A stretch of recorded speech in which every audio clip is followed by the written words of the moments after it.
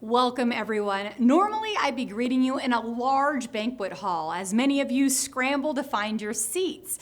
But here we are virtually, still together.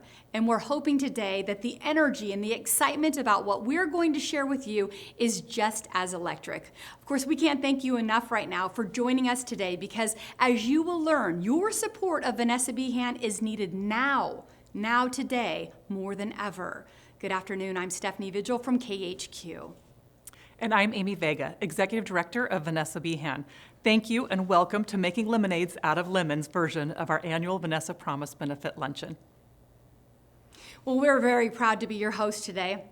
I have personally been an advocate and a champion of Vanessa Behan for years now because since its inception, it has been the embodiment of our community caring for our children. Today, we're sharing with you what's been happening over the last several months as Vanessa Behan has adapted to the needs of the community during this pandemic and crisis and what their vision is once this crisis is over. We have an incredible Vanessa family whom you'll meet very soon. They're guided and driven by the Vanessa Behan mission and promise, and they're grateful for your support. As a special reminder, please share what you're seeing today on social media. And if you're with a family member, we would love to see a photo of you and how you're participating. So all you have to do is use the hashtag VBLunch. Amy? If you're joining us via YouTube or you saw our social media post earlier this week, you know I'll be doing a live Q&A at the end of the program. You can submit your questions now via YouTube chat. So before we begin our program, I'd like to recognize all of the sponsors of this event, and there are many, and we thank them from the bottom of our hearts. First and foremost, our presenting sponsor today, the Wolf Company. Champion sponsor, Dishman Dodge Ram Chrysler Jeep. Our corporate sponsor, STCU, support sponsors, Columbia Bank and McKinstry, and our table sponsors, Inland Northwest Behavioral Health, NAC Architecture, Northwest Orthopedic Specialists, and TransCanada. Thank you all so much for your support today. We're especially grateful to these partners for their commitment in supporting this event over the years. We also have several businesses that we would like to acknowledge right now for their help. The Women and Children's Free Restaurant, we sure hope you're enjoying your lunch. They're participating with us and for all they do to nourish the families at Vanessa Behan. Thank you. Many of you ordered your lunches today, so we hope you're enjoying them right now. Hamilton Studio has taken the idea of a virtual event and made it top-notch. Thank you so much to Dawn, Lorna, and Hannah who are with us today. And of course, our media sponsor and partner and my home away from home, KHQ, for their continued commitment to Vanessa Behan.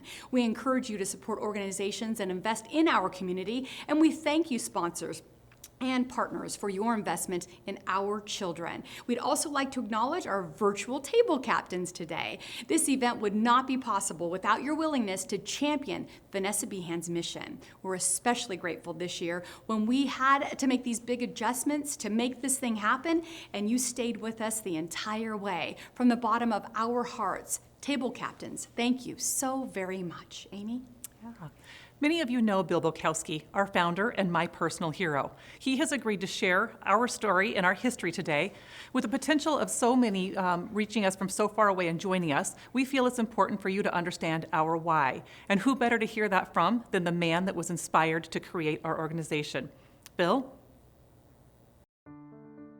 On January the 9th, 1982, Vanessa K. Behan was killed at her home at the hands of her mother and stepfather. I was disturbed. It was disturbing to me. And my wife said, well, if it bothers you that much, why don't you get involved? And so I did. My wife and I were visiting friends in the Phoenix area. We became aware of, they told us of a facility there called a crisis nursery. That's what I wanted to do, is hook up with the crisis nursery once I came back to Spokane and become a volunteer or whatever they needed. Of course, I returned to Spokane and there was no such thing here as a crisis nursery. So gathered some friends together and we started one. We did not have a pool of money, an endowment of any kind. We didn't have any millionaires on the board. So we started from scratch. raising nickels and dimes and quarters. Then we were able to find a house that matched what we were going to be needing on the lower South Hill. Then in 2009, we moved into our second home, which was on the same site, and we were able to build a brand new facility from the ground up, and we were there up until last December. Our first year in operation, we did not exceed the number of children that we see now in a month. So it was slow to start with, and then it just gathered momentum as we went. I think that Keith told me at last count we were close to our 111,000 intakes in our history, which is pretty remarkable. Our new facility that we just moved into offers us the space to greatly expand the auxiliary services that we plan to offer. Early on, we wanted to be in control of our funding resources. If you depend on outside organizations, governmental agencies, what have you, their efforts are well intended, but their budgets come and go. They're great in good times, not so great in bad times.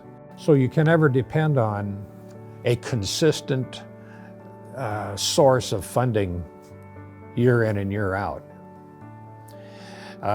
During the last recession that we had in 2008-9, a lot of nonprofits really struggled because state funding dried up in lots of areas. And we came through it fine. We were able to continue with our fundraising efforts. We involve a lot of people doing a lot of different events. It's been a very big success. Spokane has come through for us numerous times in the past, and I've got every hope that they will continue to support us through this as well. Thank you, Bill, for sharing your history and passion. It has been an honor to carry out your vision for the past 23 years. Hired to work graveyards caring for our children, it didn't take long to let the mission creep into my soul.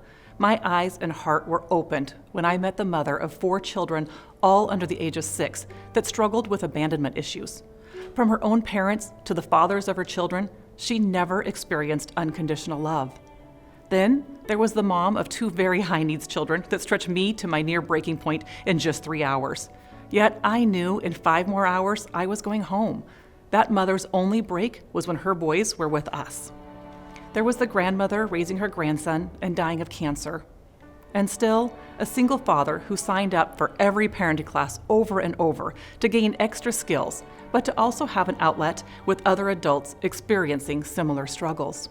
There are hundreds of stories about why I fell in love with the work happening at Vanessa Behan and why I have chosen to stay for almost 24 years.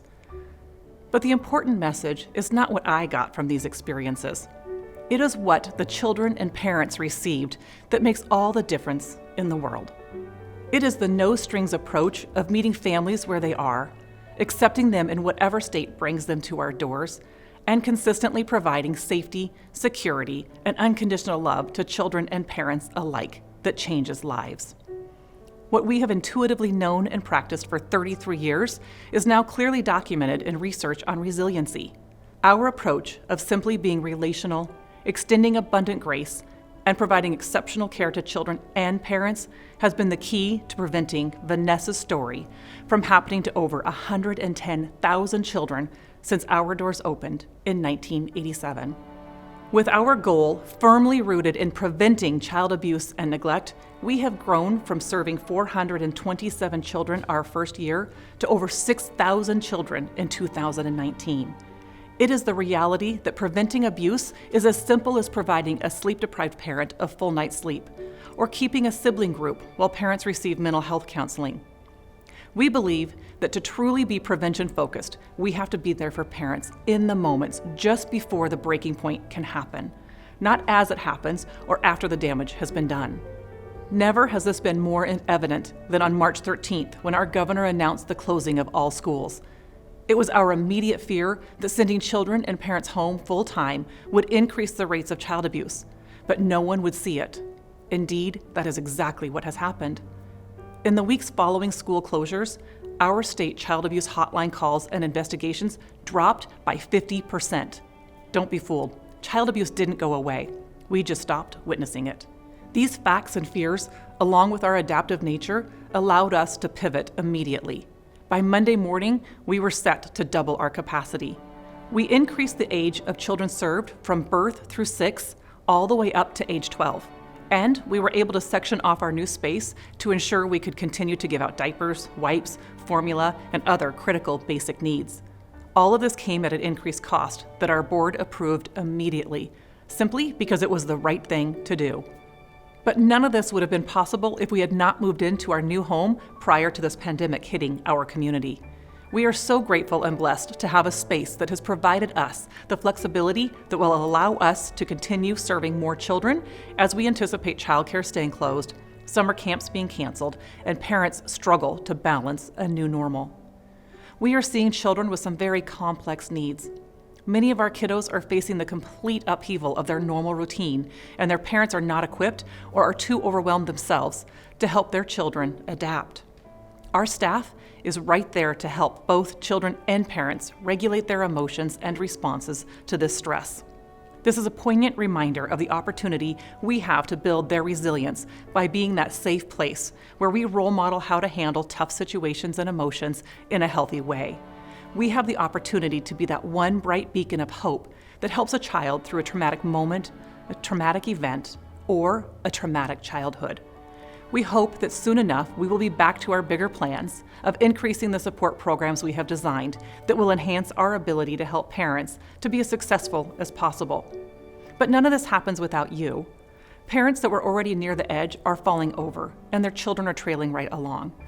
Because we are privately funded, we rely on your trust that the investment you make will pay dividends for years to come by preventing the trauma of an abusive childhood. Thank you. Amy, thank you. What a great visual of the impact that the expanded mission. And if you need another visual, just look at these beautiful children behind us and their services and they're going to have on our community. If you haven't seen Vanessa's mission come to life in their new space, well, I'd encourage you to ask for a tour. On the online giving form, you'll have the option to schedule a visit with us. And we would love for you to see what you're doing and the support at work right now. Amy? Yeah. Joining us now to share their story of how Vanessa Behan was there for them, I'm pleased to introduce to you Mark and Zeke. Mark, a single dad, needed dialysis treatments several times a week to stay alive. Now that Zeke is older and Mark had his transplant, they're here to share their experience. My name is Ezekiel Nagel Yakes. My name is Mark Nagel Yakes, and we've been a couple since 2009. Once he was born, and everything just went haywire, and I didn't want to be in a relationship no more because it was like chaos. I didn't want him to grow up into that. So I got myself together. Me and Ezekiel, we got an unbreakable relationship. Me and him since birth. I had to go to dialysis, and if anybody know about dialysis, it's a pain. 4 hours a day, 3 days a week.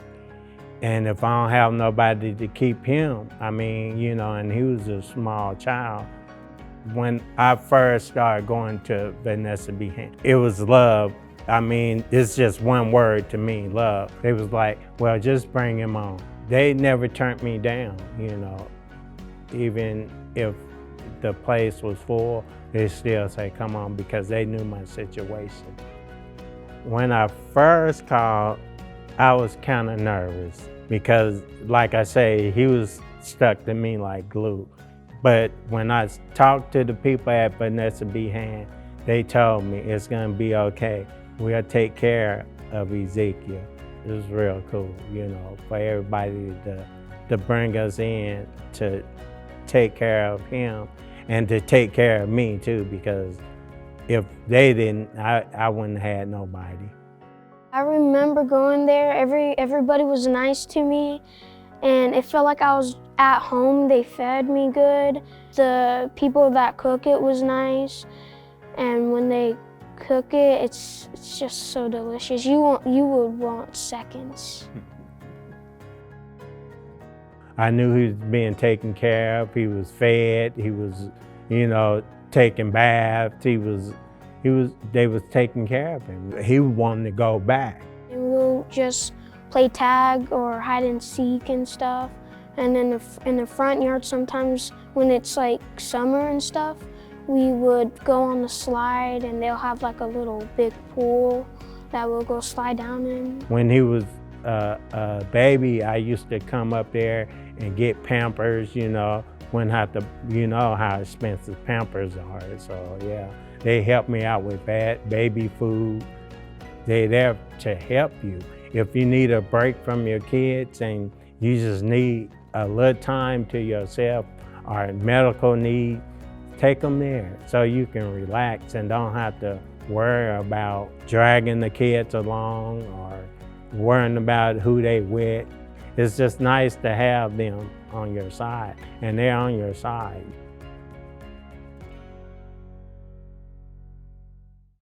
It's great to see that you're both doing so well, Mark and Zeke. Thank you for sharing your story with us today. Hello, everyone. My name's Keith O'Brien.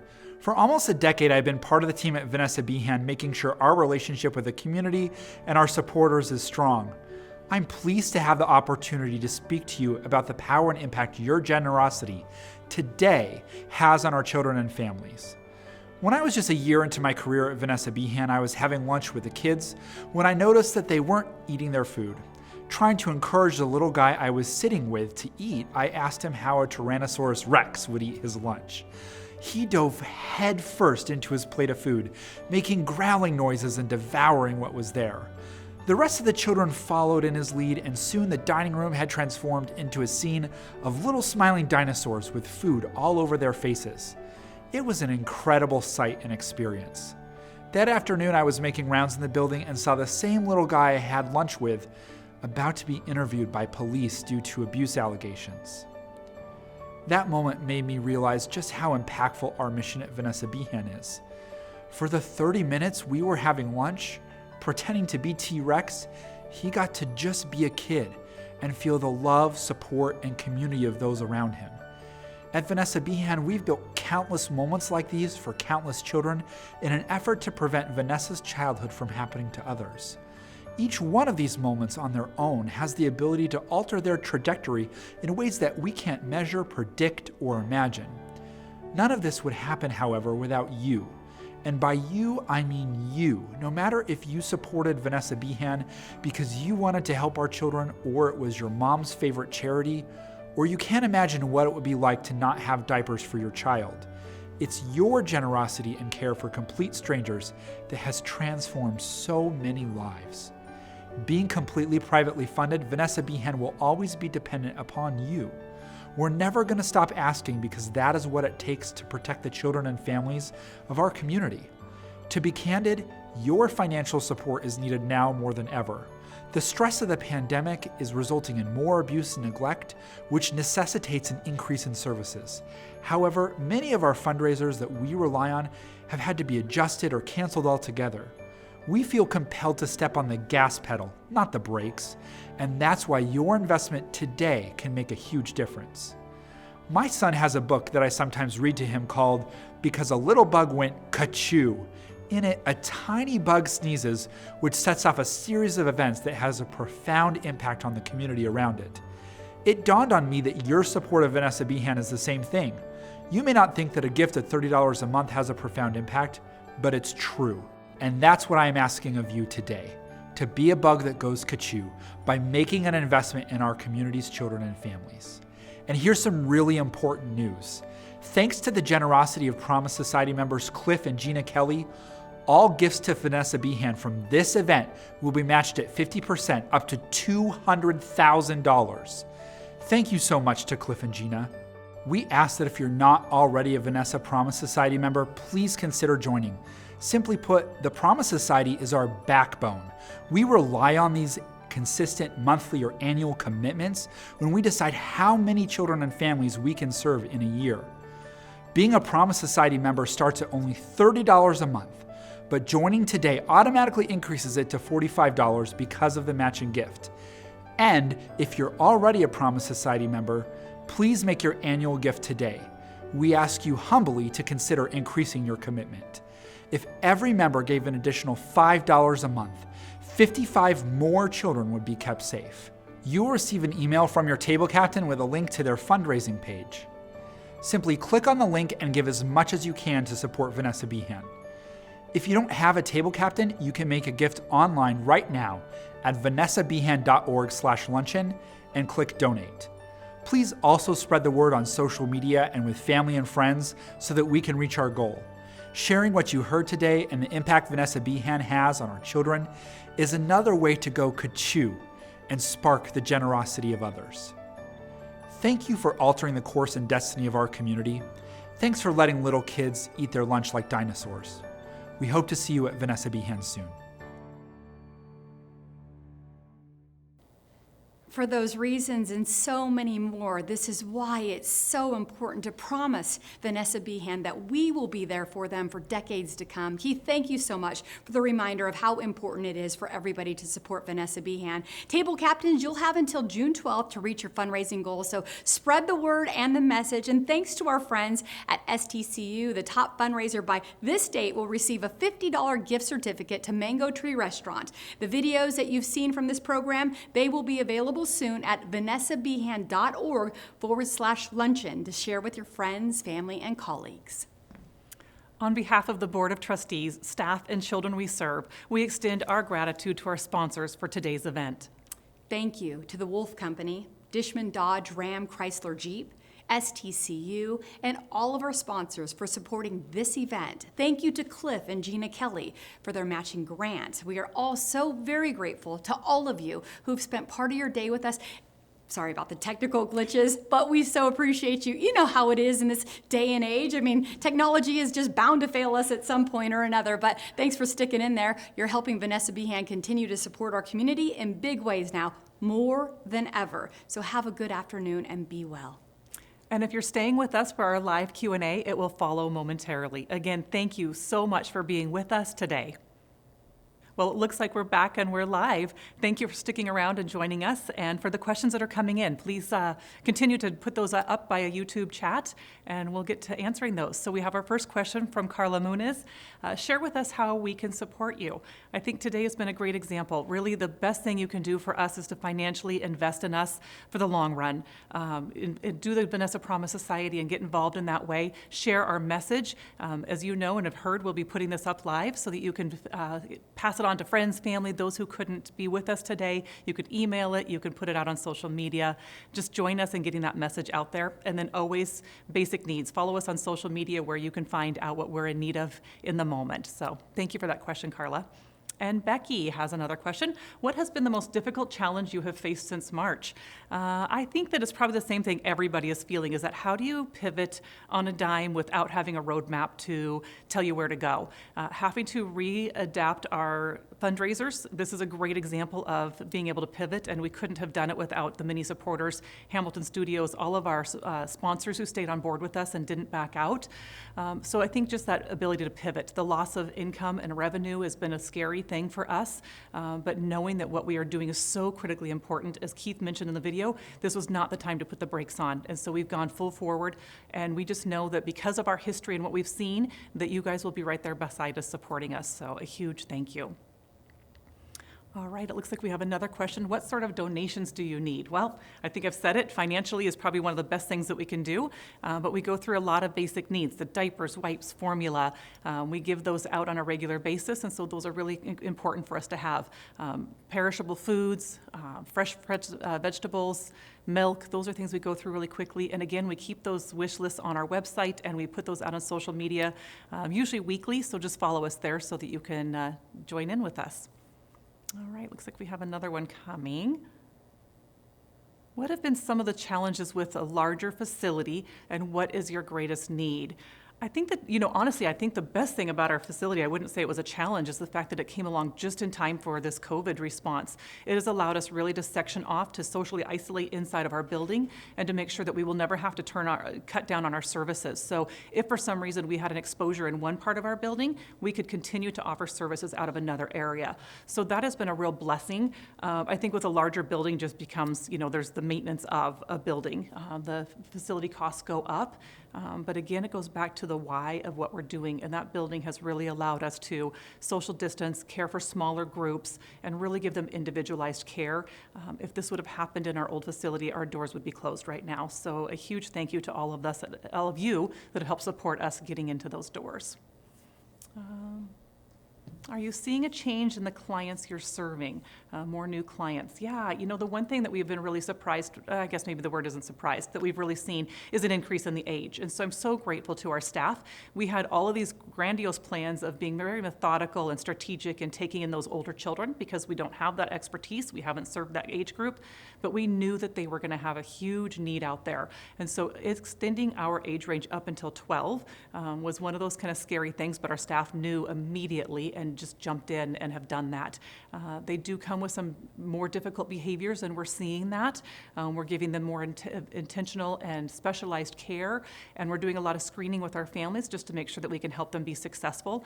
But it just goes back to the fact that our staff really focuses on what is in the best interest of the children, and so that is what we get to do and how we are able to provide that exceptional care to our children. All right, one or two more questions. What is a typical experience for kids that stay at Vanessa Behan?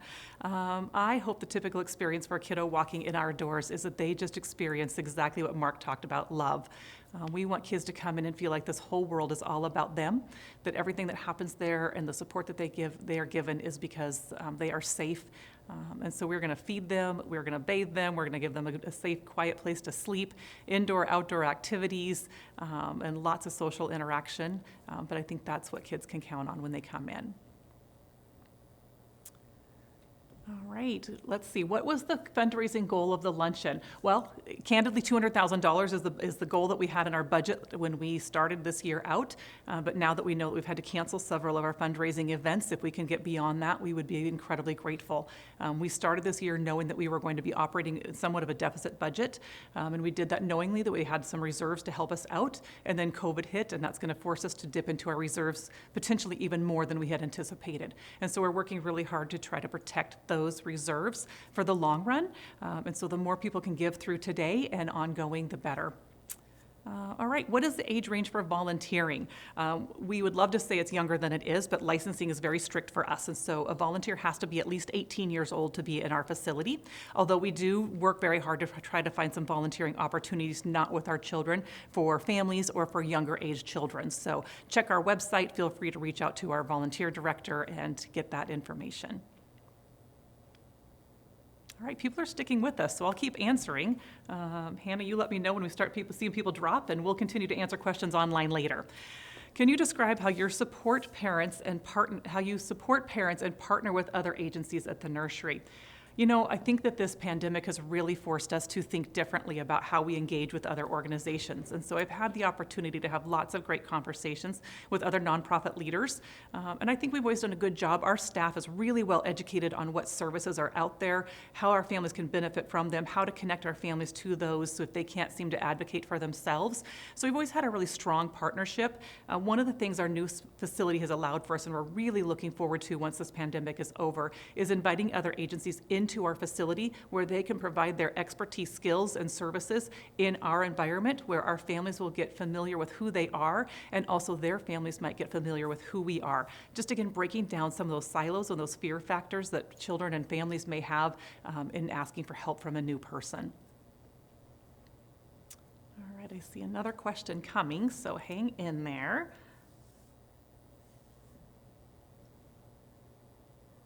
What is the child caretaker to ratio or goal? So licensing wise, we have one staff member to every 4 children. That's a requirement, and that's regardless of the age. So birth through 12, that is going to be our age range. But we oftentimes see, based on a child's needs, that we will actually do more than that. So we may do a one staff member to 2 children. It is not uncommon, especially right now with our older children, to have a one-on-one situation. And I do know we've actually had a couple situations where we've had one child with 2 caregivers. Their safety and the safety of our facility and the other children in our care is our #1 priority. So we will always base those ratios on what is best for our kiddos and adapt to that way. And with the age increase, will the age increase be a temporary through COVID start of the school year? You know, it was always our goal in moving to this new facility that we would increase to that age range of up to 12. This just forced us into that response much quicker. So we may take a pause and deep breathe once we kind of get through this crisis and pandemic and really reevaluate what we learned and how we can do better. But I don't think it's certainly not going away. We will just try to get better at it. Thank you for being a part of our family, and we look forward to having you join us up at the nursery when we can get our doors open again or at our next event. So thank you for being with us, and thanks again to everybody at Hamilton for making this happen.